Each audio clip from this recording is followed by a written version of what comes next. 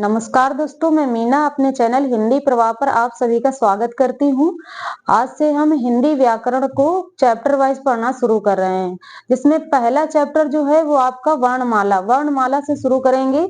तो चलिए आज देखते हैं वर्णमाला को। अच्छा, वर्णमाला को पढ़ने से पहले कुछ महत्वपूर्ण तथ्य हैं जो परीक्षा के लिए काफी उपयोगी हैं। परीक्षा में वहां से प्रश्न जरूर आता है, तो चलिए देखते हैं। कुछ तथ्य हैं जो इम्पोर्टेंट हैं, आपके महत्वपूर्ण पॉइंट्स कह सकते हैं उनको, इम्पोर्टेंट पॉइंट्स। तो देखिएगा, भाषा की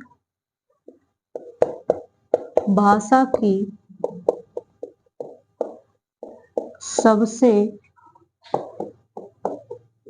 छोटी इकाई, सबसे छोटी मौखिक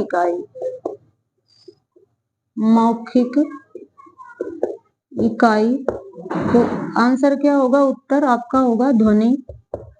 मौखिक इकाई क्या होती है? ध्वनि होती है। ठीक है।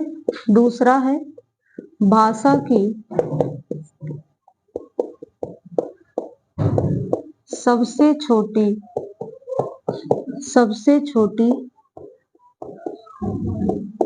लिखित इकाई। तो लिखित इकाई पूछता है तो क्या आ जाएगा? वर्ण आएगा। अगला, भाषा की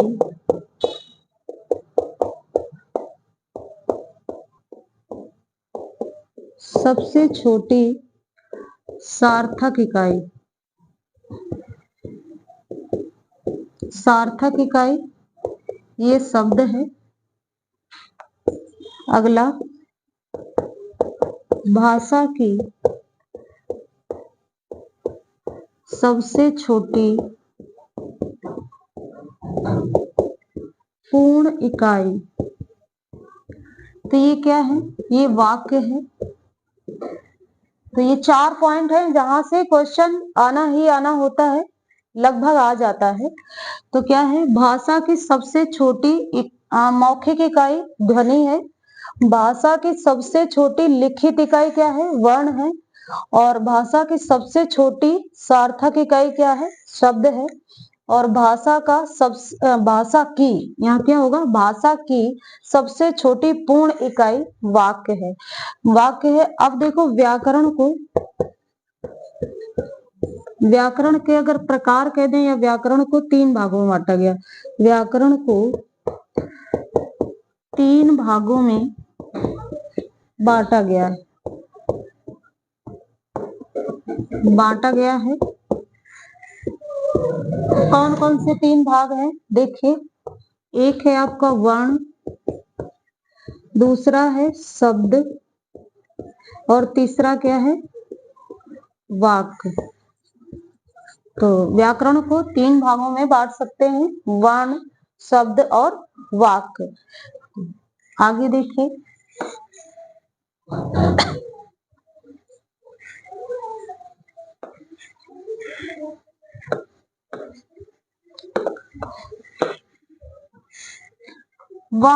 वर्णमाला किसे कहेंगे? सबसे पहला पॉइंट आता है कि वर्णमाला किसे कहेंगे। तो वर्णमाला कहेंगे वर्णों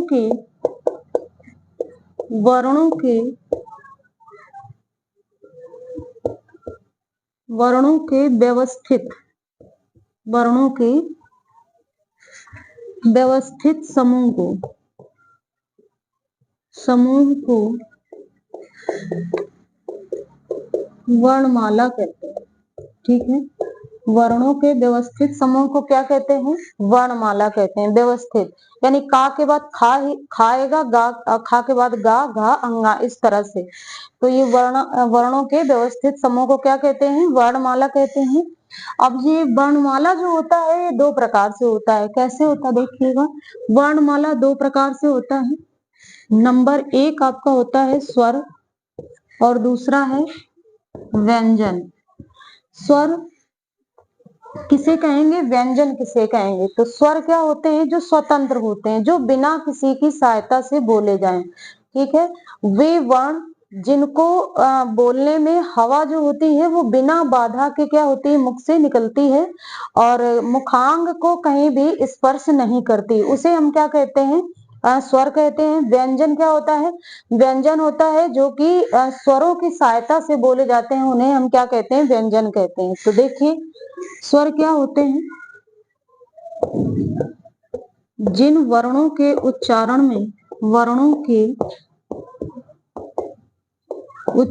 में हवा बिना किसी बाधा के, बिना हवा या वायु बिना किसी बाधा के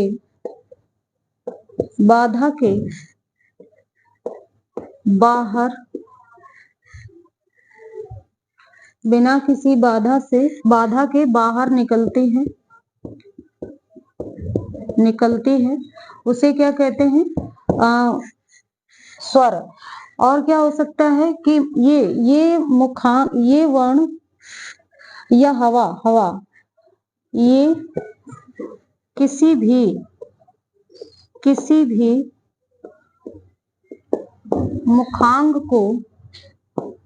मुखांग को स्पर्श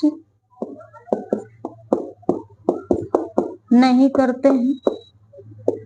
ठीक है, तो इनको किसे कहेंगे? स्वर। जिन वर्णों के उच्चारण में हवा बिना किसी बाधा के बाहर निकलती है या बाहर निकल जाती है और ये किसी भी मुखांग को स्पर्श नहीं करते हैं, तो इनको क्या कहते हैं? स्वर।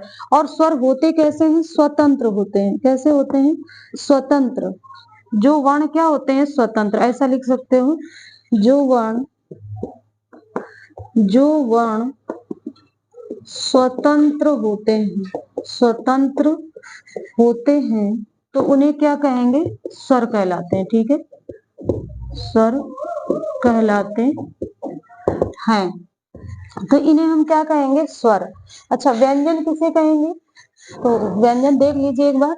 जिन वर्णों के उच्चारण में हवा बिना किसी बाधा के बाहर निकल जाती है, ये किसी भी मुखांग को स्पर्श नहीं करते हैं, जो वर्ण स्वतंत्र होते हैं, उन्हें क्या कहते हैं? स्वर कहते हैं। अगला पॉइंट, व्यंजन। व्यंजन किसे कहेंगे? व्यंजन स्वतंत्र नहीं होते हैं। व्यंजन क्या होते हैं? स्वरों की सहायता से ही बोले जाते हैं। तो व्यंजन स्वरों की सहायता से बोले जाते हैं। स्वरों की सहायता से बोले जाते हैं, उन्हें हम क्या कहते हैं? व्यंजन कहते हैं। तो देख लीजिए अगला पॉइंट। अब हम स्वर को पढ़ेंगे। स्वर। हिंदी में स्वर कितने होते हैं? तो हिंदी में स्वरों की संख्या 11 होती है। हिंदी में स्वरों की कितनी संख्या है? चाहे कुल स्वर लगाए या स्वर कहे, तो आपको क्या करना है? उत्तर में आपको 11 ही करना है। ठीक है, अगला, जो होते कौन कौन से हैं? आ, बड़ा, छोटी, बड़ी, ऊ, बड़ा ऊ, री, ए, ऐ, ओ और औ। ये क्या होते हैं? 11 स्वर होते हैं। तो आगे देखिएगा। हाँ, 11 स्वर एक बार देख लीजिए आप लोग। ठीक है,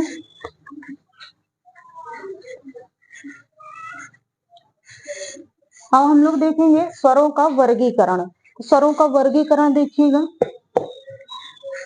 स्वरों का वर्गीकरण,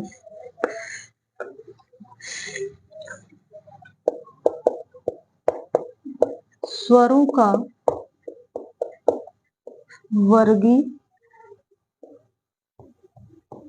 का वर्गीकरण। तो स्वरों का वर्गीकरण या स्वरों के प्रकार कह सकते हो आप। स्वरों का वर्गीकरण क्या कहता है कि पहला क्या करेंगे? मात्रा के आधार पर ठीक है। मात्रा के आधार पर स्वरों का वर्गीकरण हम 3 प्रकार से कर सकते हैं। 3 प्रकार से करेंगे। नंबर 1 होगा आपका ह्रस्व स्वर। ह्रस्व स्वर, ह्रस्व स्वर किसे कहते हैं? जिन स्वरों के उच्चारण में, जिन स्वरों के उच्चारण में एक मात्रा है ना, एक मात्रा का समय लगता है, जिन स्वरों के उच्चारण में एक मात्रा का समय लगता है या अल्प समय लगता है, ऐसा कह सकते हैं, तो वो क्या होते हैं? ह्रस्व स्वर होते हैं। जैसे जैसे देखिए आ, ई, उ और रे, तो ये कितने होते हैं? ये आपके होते हैं 4। ठीक है। आ, ई, उ और री, ये 4 होते हैं जिन्हें हम क्या कहते हैं? ह्रस्व स्वर कहते हैं। अगला दीर्घ स्वर। तो दीर्घ स्वर क्या होता है? जिन स्वरों के उच्चारण में, जिन स्वरों के उच्चारण में दो मात्रा का समय लगता है, उन्हें क्या कहते हैं? उन्हें कहते हैं दीर्घ स्वर। जिन स्वरों के उच्चारण में 2 मात्रा का समय लगता है, उन्हें कहते हैं दीर्घ स्वर। ठीक है। तो जैसे जैसे में क्या आ जाएगा?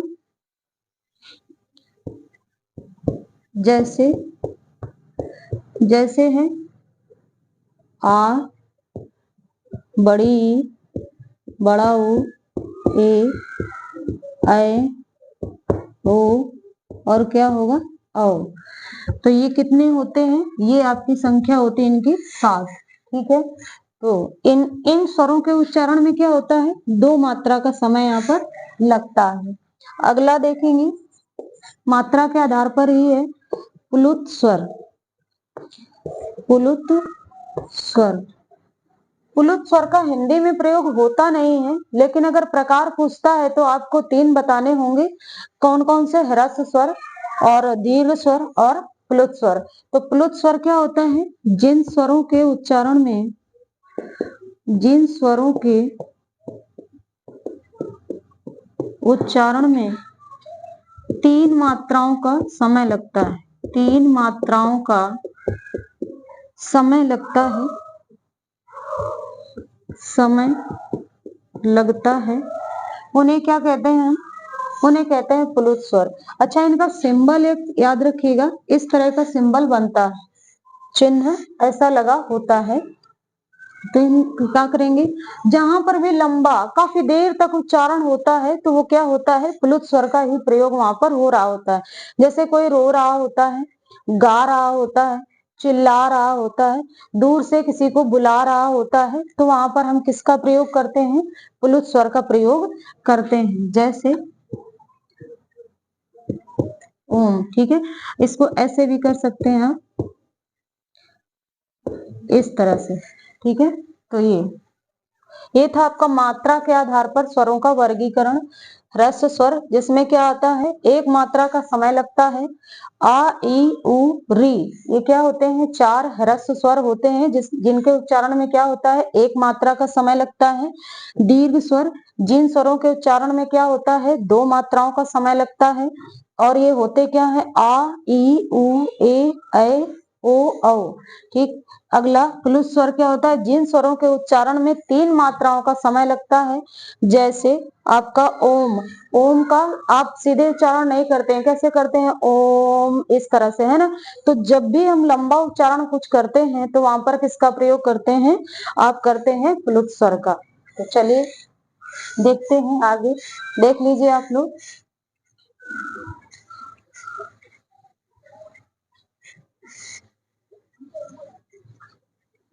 अगला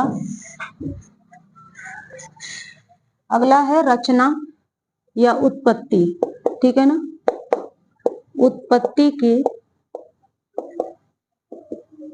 आधार पर, उत्पत्ति के आधार पर स्वरों का वर्गीकरण।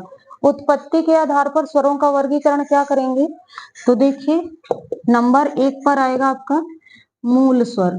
ठीक है, मूल स्वर। तो मूल स्वर क्या होते हैं? वे स्वर जिनका जो किसी अन्य स्वर की सहायता से नहीं बोले जाते हैं वो क्या कहलाते हैं? मूल स्वर। या फिर वे स्वर जो स्वयं ही स्वतंत्र होते हैं और किसी अन्य की सहायता से नहीं बनते, उनको हम क्या कहते हैं? मूल स्वर कहते हैं। तो मूल स्वर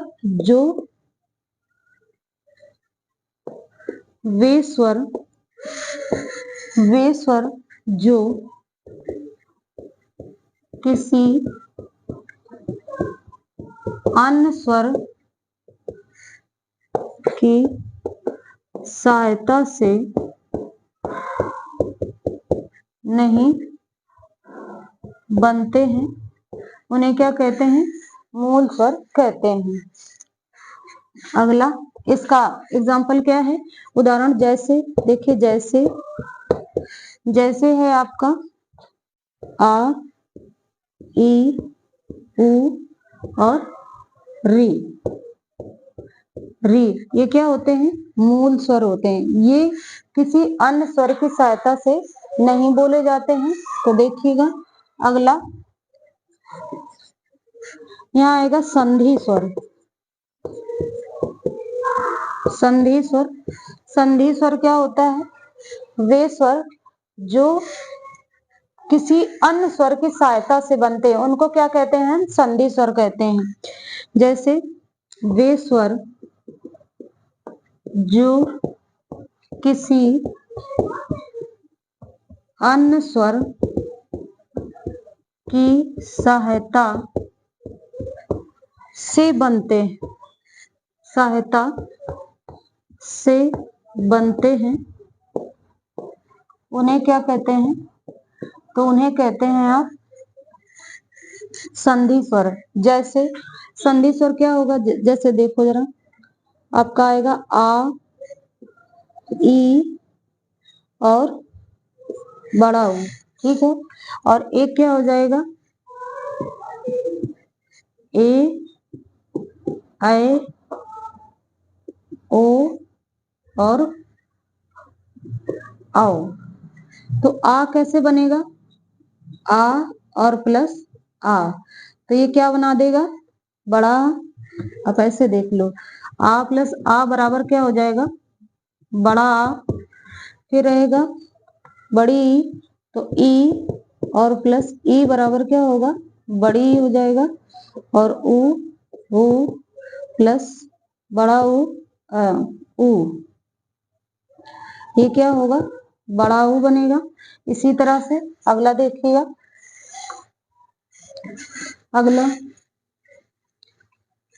अगला देखिए क्या था? इधर देखिए, जैसे आपने देखा था बड़ा ऊ, बड़ी ई और बड़ा आ, बड़ी ई और बड़ा ऊ। तो यहाँ कैसे बनाएंगे? आ और आ क्या बना देंगे? बड़ा ई और ई क्या बनेगा?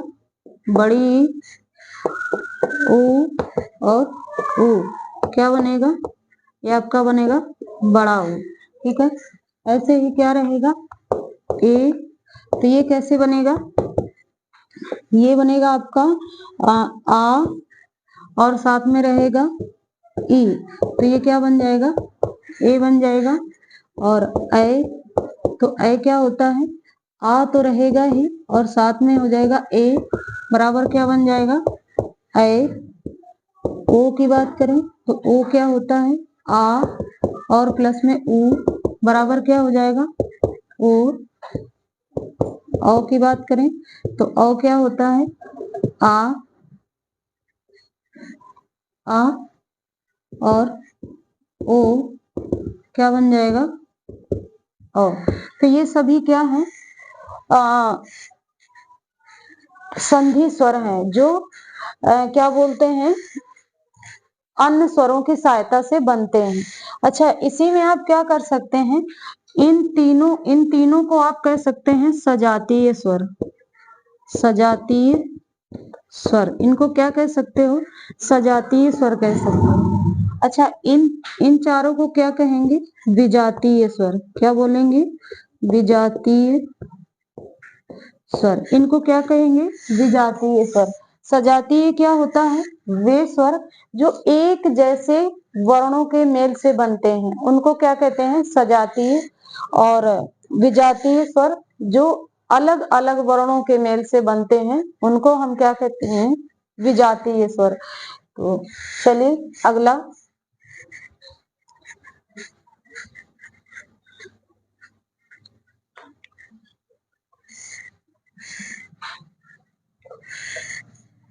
देखिए सजातीय क्या होते हैं, सजातीय स्वर वे स्वर जो किसी जो समान जो समान स्वरों जो समान वर्णों कर लो, जो समान वर्णों के मेल से बनते हैं, वर्णों के मेल से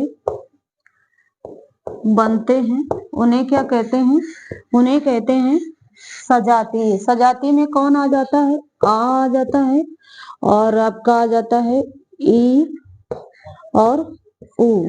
ठीक है, ये तो यहाँ पर देखिए आ और साथ में आ, ये दोनों कैसे हैं, एक जैसे हैं ना, तो ये बनता है क्या, दोनों मिलकर आ बना देते हैं। इसी तरह से ई और साथ में ई, तो ये भी क्या है, एक जाति के है ना, एक जाति के, तो ये क्या बना देते हैं, बड़ी।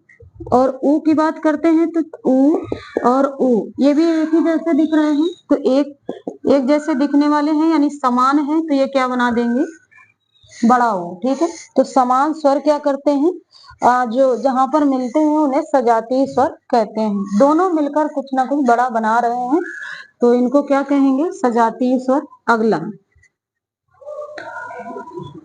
अगला देखिएगा, विजातीय स्वर क्या होता है, विजातीय विजातीय स्वर। विजातीय क्या होता है कि यहाँ पर जो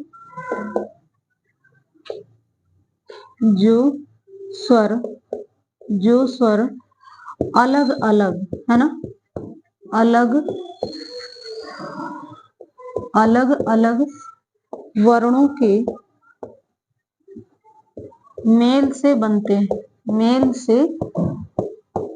हैं तो इनको क्या कहते हैं, विजातीय स्वर कहते हैं। देखिएगा, जैसे आपने देखा है ए को और ओ, और यहाँ पर देखेंगे औ। ठीक है, तो ए कैसे बनेगा, आ और ए। ठीक है, ये बना देंगे ए, यहाँ आएगा आ और साथ में ए, तो ये क्या बना देंगे, ए। यहाँ होगा आ और प्लस में ऊ, तो ये क्या बना देंगे, ओ। और यहाँ रहेगा आ और साथ में क्या हो जाएगा, ओ, तो ये क्या हो जाएगा, ओ। तो ये सभी क्या है, विजातीय हैं, है ना, विजातीय हैं जो अलग अलग वर्णों के मेल से बनते हैं। ठीक है, समझ में आ रहा होगा। अगला इसी में देख लेते हैं, संयुक्त स्वर किसे कहते हैं, संयुक्त स्वर। संयुक्त स्वर पूछ लेता है परीक्षा में, तो देखिए संयुक्त स्वर। संयुक्त स्वर कौन से होते हैं, तो यहाँ पर संयुक्त स्वरों की संख्या अगर बतानी है तो 4 बता दीजिए। संयुक्त स्वरों की संख्या कितनी होती है, 4। आप देखिए ए, ओ और क्या होता है, ओ। इन सभी को क्या कह सकते हो आप, संयुक्त स्वर कहेंगे इनको, संयुक्त स्वर। ठीक है, तो ए कैसे बने, संयुक्त का मतलब जो अलग अलग वर्णों के योग से बन जाए उन्हें क्या कहेंगे, संयुक्त स्वर कहेंगे। तो देखिएगा आपका आ। अच्छा, यहाँ पर एक चीज और देख सकते हैं कि यहाँ आ या बड़ा आ, इन दोनों में से कोई भी हो सकता है। ठीक है, और साथ में क्या लगेगा, ई और साथ में बड़ी भी हो सकती है, और दोनों मिलकर क्या बनाएंगे, आप देख रहे हैं कि ए बनेगा। अगला आ, और बड़ा आ तो रहेगा ही, और साथ में क्या हो जाएगा, हाँ ए कर लेंगे, तो यहाँ पर क्या हो जाएगा, ए बनेगा। यहाँ क्या कर लेंगे, आ या बड़ा आ, और साथ में ऊ या बड़ा ऊ, क्या बनाता है, ओ बनता है। इसी तरह से आ या बड़ा आ, और साथ में क्या लग जाएगा, ओ जुड़ जाएगा, तो यहाँ पर क्या बनेगा, औ बनेगा। ठीक है, तो ये सभी क्या होते हैं, आपके संयुक्त स्वर कहलाते हैं। क्या क्या है, ए, ऐ, ओ, औ, इनको क्या कहते हैं, संयुक्त स्वर कहते हैं। ठीक है, तो संयुक्त स्वरों से अगर आपसे पूछ लेगा कि भाई ए किससे मिलकर बनता है, तो आपको ऑप्शन में ये चीजें वहां पर दिखेंगी। ठीक है, अगला तो देख लीजिए एक बार, अगला देखिए।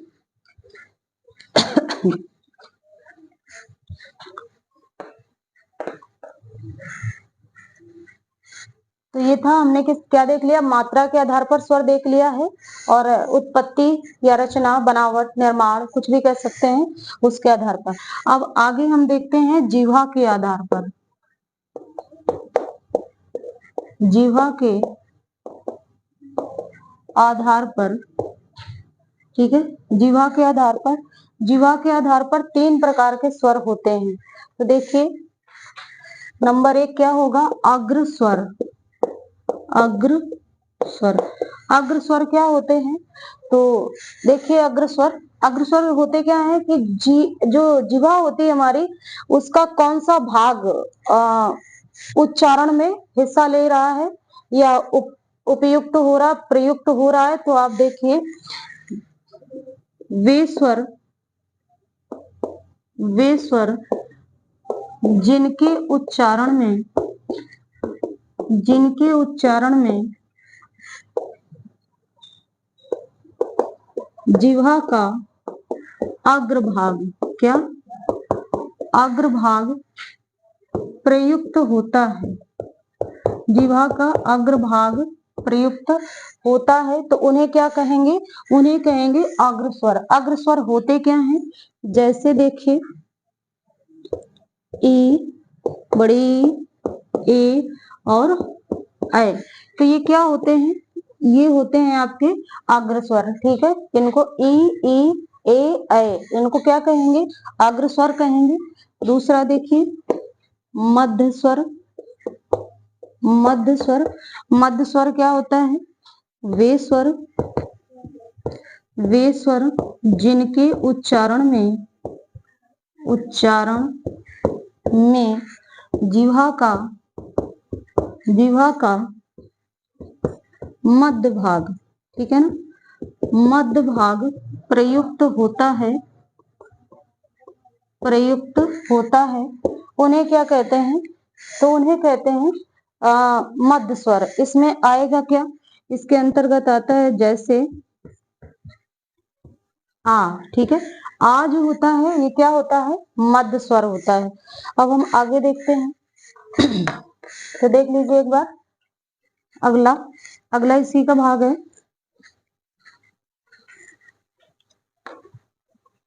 अगला देखिए,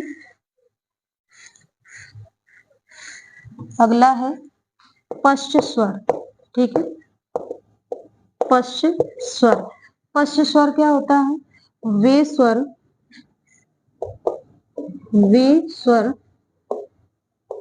जिनके उच्चारण में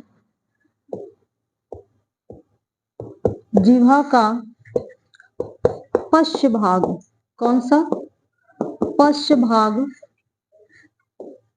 प्रयुक्त होता है।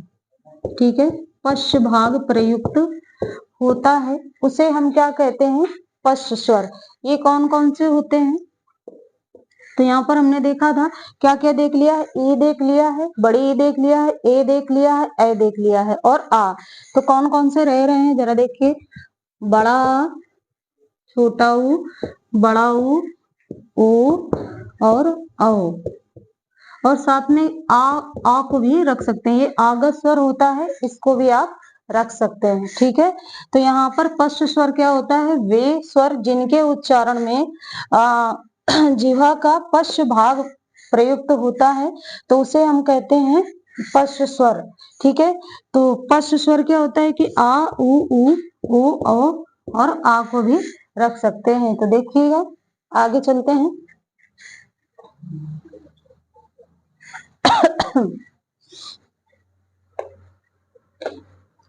अगला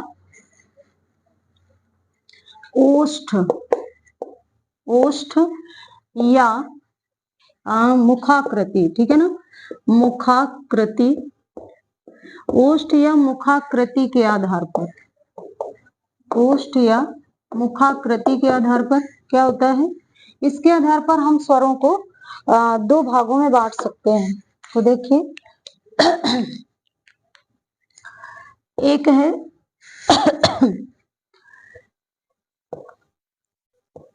वृत्ताकार,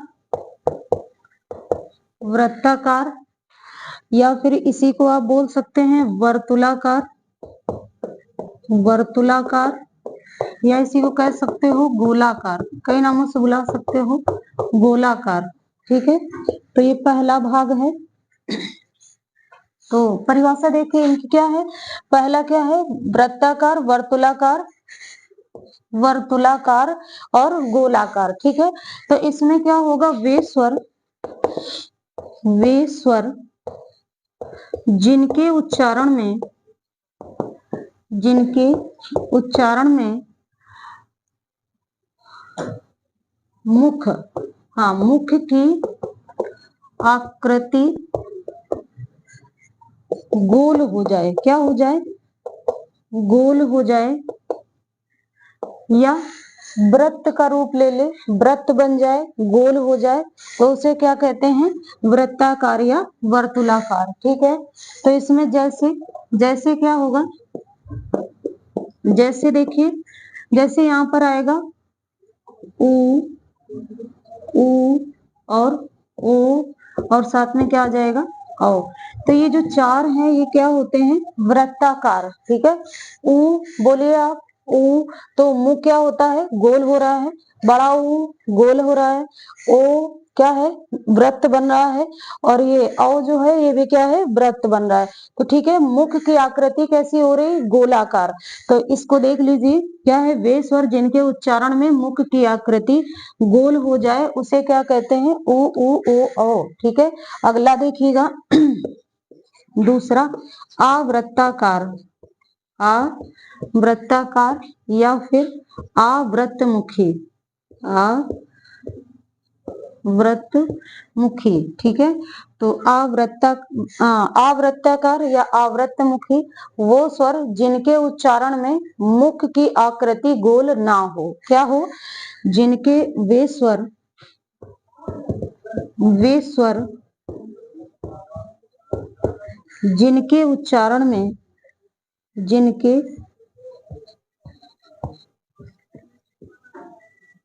उच्चारण में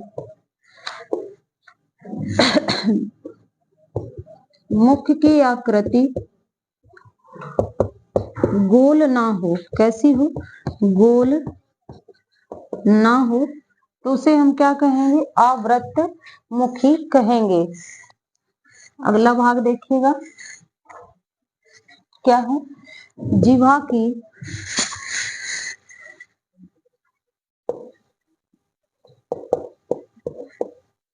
जिह्वा की ऊंचाई, ऊंचाई या फिर मुख खुलने के आधार पर। ठीक है, आधार पर, यहाँ पर हम स्वरों को कितने भागों में बांटेंगे, चार भागों में बांटेंगे। कितने भागों में, चार भागों में। ठीक है, कितने में, चार भागों में बांटेंगे, जो कि देखिएगा, समृत स्वर, समृत स्वर क्या होता है, समृत स्वर जिन स्वरों के उच्चारण में, तो लिख ही लेते हैं, जिन स्वरों के उच्चारण में, स्वरों के उच्चारण में मुख ना के बराबर, कैसे, ना के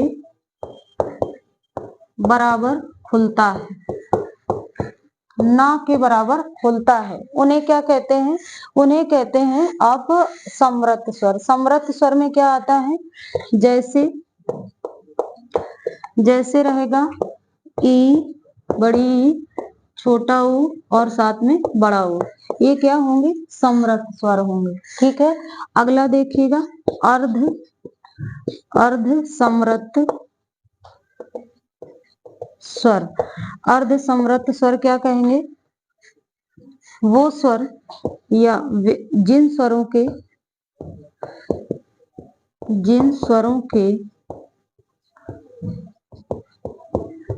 उच्चारण में मुख आधे से कम खुलता है, कम खुलता है, आधे से क्या होता है, कम खुलता है। तो यहाँ पर क्या कर लेंगे,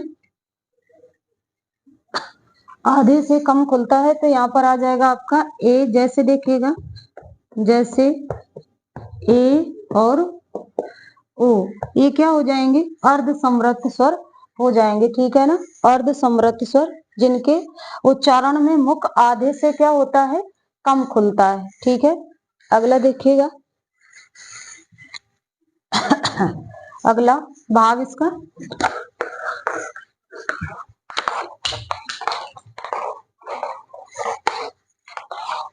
देखिए क्या होता है, विव्रत, विव्रत स्वर, ये तीसरा भाग है, विव्रत स्वर। विव्रत स्वर क्या होता है, विव्रत स्वर होता है कि जिन स्वरों के उच्चारण में मुख पूरा खुल जाए, क्या हो जाता है, पूरा। तो जिन स्वरों के उच्चारण में, स्वरों के उच्चारण में मुख पूरा खुलता है, ठीक है ना, पूरा खुलता है, उसे क्या कहते हैं, उसे कहते हैं समृत स्वर। तो पूरा कैसे खुलेगा, आ, ठीक है ना, तो आ बोलेंगे यहाँ पर, आ, ये क्या होता है, विव्रत स्वर होता है। अगला देख लीजिए, चौथा अर्ध विव्रत स्वर।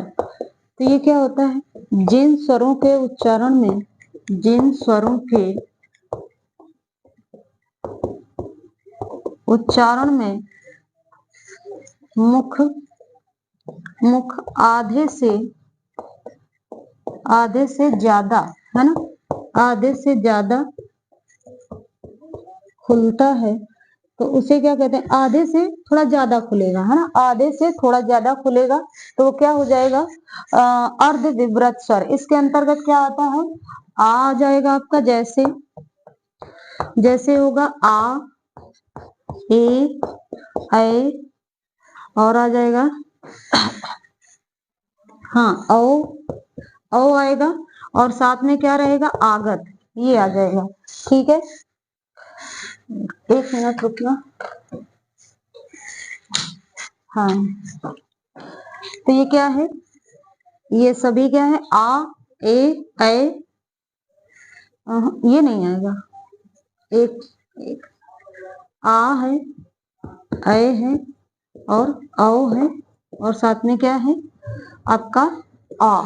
ठीक है, हाँ, ये छोटा नहीं कहेंगे इसको, ए नहीं आएगा, ऐ आएगा। ठीक है, अगला, तो विव्रत स्वर देख लिया हमने, जीवा की ऊंचाई के आधार पर, मुख खुलने के आधार पर देखा है, तो देखिएगा अगला,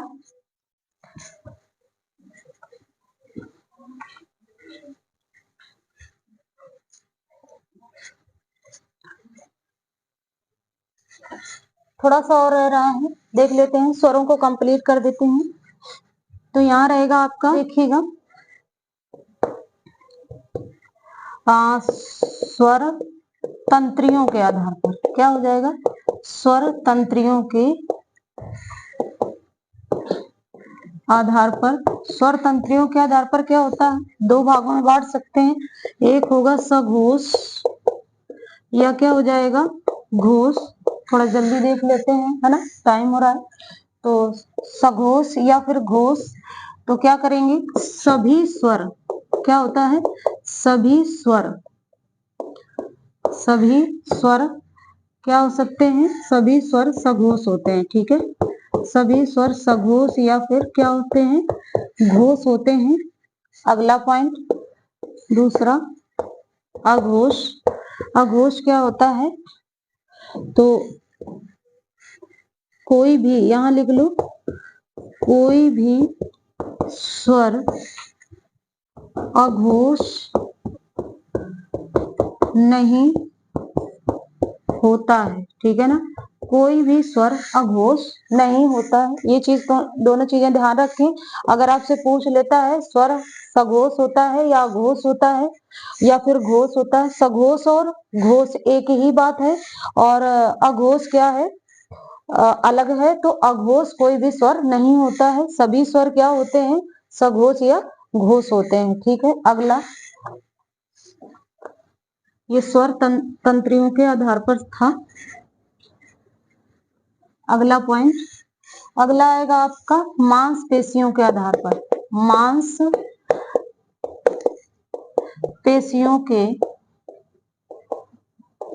मांसपेशियों के आधार पर, तो यहाँ पर क्या करेंगे आप,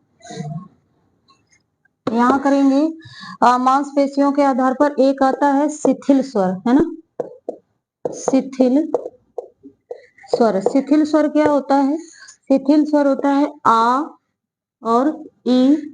शिथिल क्या होता है, ढीला, है ना, आसानी से, तो आ ई और उ।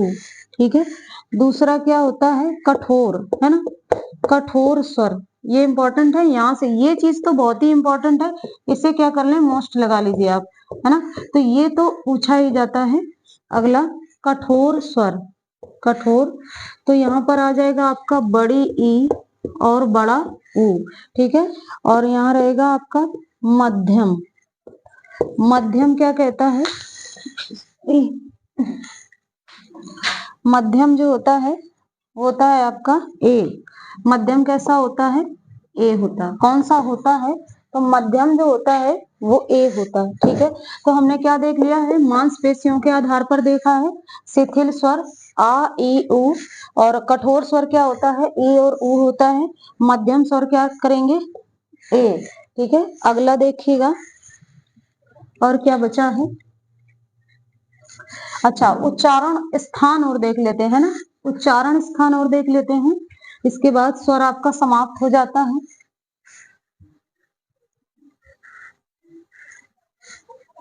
अगली क्लास में हम लोग वर्णमाला पढ़ लेंगे। इसमें देखिएगा स्वरों का उच्चारण स्थान, स्वरों का उच्चारण स्थान, स्वरों का उच्चारण स्थान, तो देखिएगा कंठ। ठीक है ना, कंठ से उच्च, कंठ देख लेंगे, और क्या देखेंगे, तालु और मूर्धा, दंत, और इसके बाद होता है कंठ, ओष्ठ, ओष्ठ, फिर होगा कंठोष्ठ, कंठोष्ठ। ठीक है ना, कंठोष्ठ, फिर रहेगा आपका कंठ तालु, हाँ, कंठ तालव्य बोल सकते हैं या कंठ तालु बोल दें, कंठ तालव्य, कंठ तालव्य, उसे कंठोष्ठ, या फिर क्या कर सकते हैं, कंठ, कंठ, और प्लस में क्या हो जाएगा आपका ओष्ठ। ठीक है, यहाँ क्या होगा, कंठ और साथ में क्या हो जाएगा, तालु। ठीक है, कंठ या फिर तालु। तो यहाँ देखिएगा, और यहाँ नासिका भी कर सकते हैं, नासिका। तो यहाँ देखिए कंठ से उच्चरित होने वाले स्वर,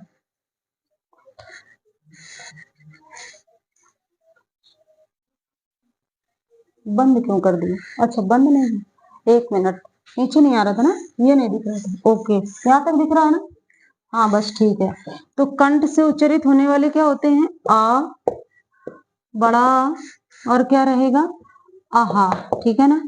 अगला देखिएगा, तालु से क्या होगा? ई और बड़ी ई।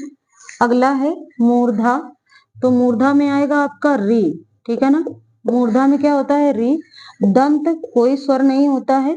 ओष्ठ क्या होगा? ऊ और बड़ा ऊ।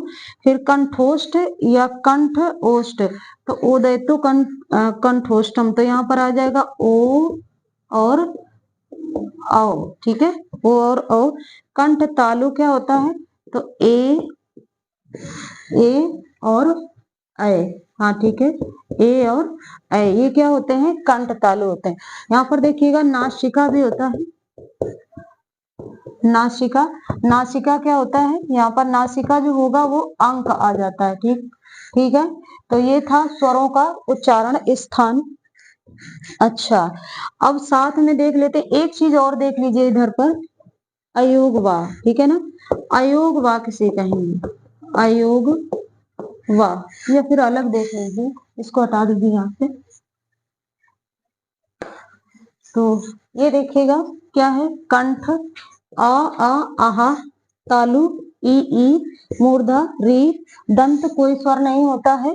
इसके बाद ओष्ठ जो होता है ऊ ऊ होता है। कंठोष्ठ, कंठ ओष्ठ ओ और औ हो जाता है। तालव कंठ तालु क्या होता है? ए और ऐ हो जाता है। अयोग बार रह रहा है, उसको और देख लेते हैं।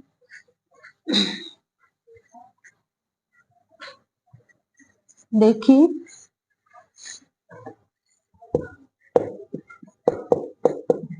अयोगवा, अयोगवा क्या होते हैं? अंक और आहा, इन दोनों को ही क्या कहते हैं हम लोग?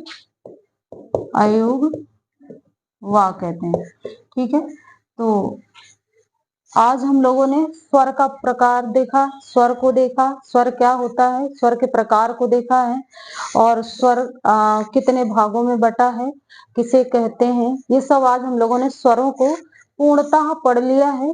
अगली क्लास में हम लोग क्या देखेंगे? व्यंजन को, ठीक है। तो आज के लिए इतना ही। चैनल को सब्सक्राइब और लाइक अवश्य करें, साथ में कमेंट भी करें, ठीक है।